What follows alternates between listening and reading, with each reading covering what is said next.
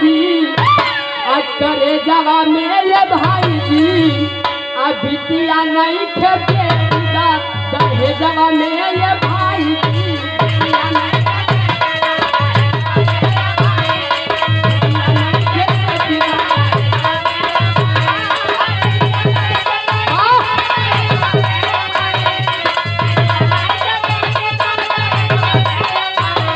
बिटिया नहीं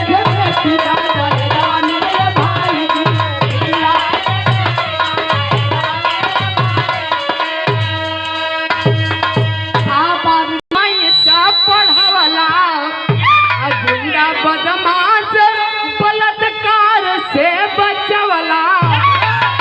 ए पंचो, आज के डेट में अगर यह समाज से हमारी बहन बेटी अगर पढ़ करके और समाज में घूम करके किसी के घर की दुल्हन बन जाती है तो बहुत बड़ी बात है।